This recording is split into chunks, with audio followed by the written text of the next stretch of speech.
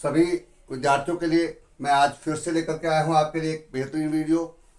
सभी विद्यार्थी चाहे वो किसी भी तरह के हों, छोटे हों या बड़े हों, मैं जो आपके लिए लाया हूँ व्याकरण की, आज हमारी हिंदी की जो हमारा जो रस है, स्थायी भाव है, उसका सेकंड पार्ट है। लेकिन मैं आज आपको इसमें एक महत्वपूर्ण जानकारी देना चाहता हूँ जो आज तक आपको किसी भी जगह पर नहीं मिली होगी।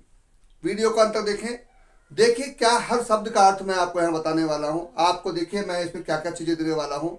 बात यह है कि जो हम लिखते हैं उसको लिखते पढ़ तो लेते हैं लेकिन समझ नहीं पाते। तो सभी विद्यार्थियों से मैं ये आग्रह करूँगा कि वो हमारे इस आज की जो वीडियो है, आज की जो हमारी स्टडी है, पढ़ाई है, आप उसको जरूर ध्यान से सुने और इसको अपने जो आने वाली जो शिक्षा है, परीक्षा है, उसमें तैयारी के रूप से देखें। क्योंकि अक्सर क्या होता है कि हमारे बच्चों को जो सिखाया जाता है वो तो मिलता नहीं, और जो हम सिर्फ रटते हैं वो हमारी याद होता नहीं। क्योंकि रटने से नहीं होता, बल्कि समझने से होता है और सुनने से होता है। तो आपको सुनना है और मेरी बातों पर पूर्ण रूप से ध्यान देना है। मैंने इससे पहले भी एक वीडियो दी है, बच्चे हमारे चाहे छोटे हों या बड़े हों, सभी के लिए वीडियो है। मैं भी पढ़ाई की है, मुझे भी ये चीज़ें इंटर तक किसी ने नहीं दी थी। इंटर तक ये चीज़ें हमें नहीं बताई गई थी पूरी तरह से, और मुझे लगा कि जो चीज़ हमें नहीं बताई गई है वो मैं आपको बता दूं। तो सही चीज़ है ये कि हमने यहाँ पर जो आज का दूसरे पार्ट दिया है वो दिया है रस और उनके स्थायी भाव। तो उसका हमारा दूसरे पार्ट का हमने आज दूसरा रस लिया है। पहले हमने इससे पहले श्रृंगार रस की बात की थी और आज हमारा हास्य रस। वीडियो को स्किप ना करें और देखते रहें, क्योंकि मैं जो महत्वपूर्ण बात आपको इसमें देने जा रहा हूं वो जरूर देखें क्या है। वीडियो जरूर देखनी है और सुनना है ध्यान से, क्योंकि मैं आपको इसमें यहाँ ये बात बताने जा रहा हूँ। आप देखिए ध्यान से।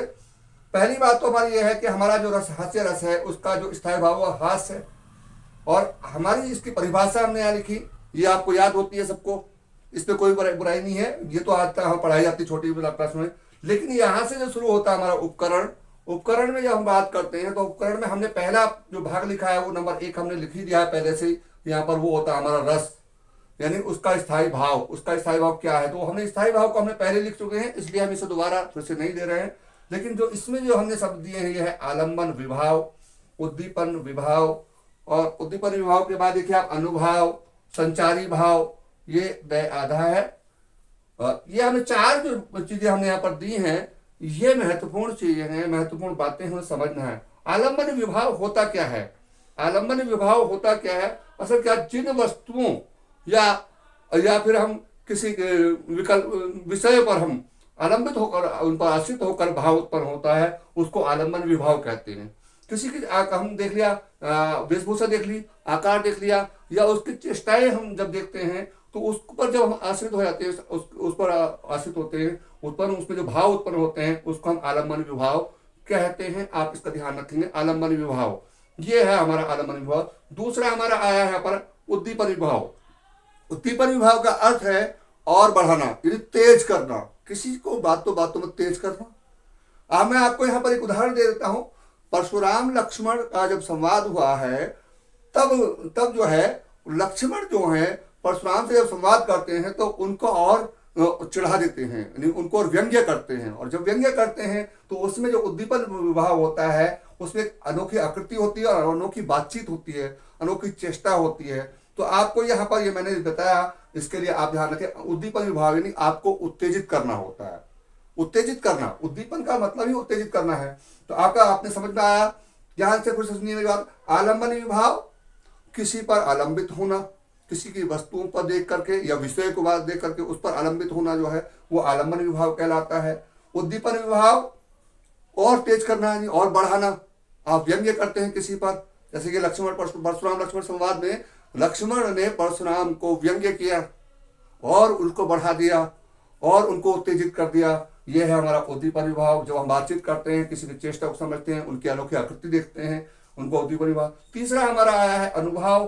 अनुभाव, जी हाँ, आप इसमें बहुत ही अच्छी तरह ध्यान देंगे। अनुभव, आश्रय की मुस्कान, नेत्रों का विचारना। आप देखिए किसी का आश्रय हो, जब उसको हम सहारा देते हैं, आश्रय करते हैं, उस पर आश्रित हो जाते हैं, तो उसमें हमारी जो मुस्कान है, चेहरे की स्माइल जो है वो बढ़ जाती है। जब हमारी हम आंखों को अपनी मिचमिचाते हैं, देखते मेरी आंखें जैसा जो हो रही है बार बार होती है, मेरी आंखों में अक्सर ऐसा होता है, तो ये अनुभव कहलाता है। एक हमारे पास आता है, चौथा पॉइंट हमारा आता है संचारी भाव।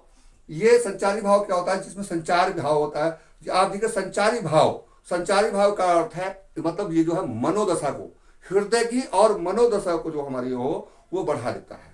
उसमें जो उत्पन्न भाव होते हैं उसको हम अस्थायी, मगर ये चीजें क्या होती है, अस्थायी होती है। संचारी भाव जो होते हैं वो अस्थायी होते हैं, स्थायी नहीं होते। इसमें हमारे अगर बात करता हूं संचारी भाव की, तो संचारी भाव वैसे तो किसी ने 34 बताए हैं, किसी ने 35 बताए, लेकिन 33 माने गए हैं, 33 माने गए हैं। संचारी भाव कितने माने गए हैं, 33। कितने माने गए हैं यहाँ पर, 33 में लिख देता हूं यहाँ पर, संचारी भाव 33 माने गए हैं, 33। जी हाँ, आप ध्यान रखें सभी स्टूडेंट्स, 33 ही आपको परीक्षा में आज लिखने हैं, 34 या 35 नहीं लिखने हैं। इसमें आपको चिंता है, हर्ष है, आलस्य है, निद्रा है, चपलता है, कंपन है, उत्सुकता है, ऐसी बहुत सारी, निर्वेद है, व्रत है, यहाँ पर बहुत सारे शब्द है हमारे हैं, वो मैंने नहीं दिए, लेकिन मैंने एक उदाहरण दिया है हास्य रस का, जिसमें दिया माता ही पिता ही उऋण भय नीके, गुरु ऋण रहा सोच बड़ जी के। इसमें ये परशुराम लक्ष्मण संवाद, परशुराम लक्ष्मण संवाद में ये बात कही गई है जो मैंने यहाँ पर दी है। परशुराम जो है इसमें आलम्बन है, यानी आप जिससे बात कर रहे हैं, जिसको देख करके बात कर रहे हैं, उसको कहते हैं आलम्बन। मैंने पहले ही बताया कि आलम्बन विवाह, जो पात्र के हृदय में कोई जो भाव होते हैं उसको आलम्बन कहते हैं।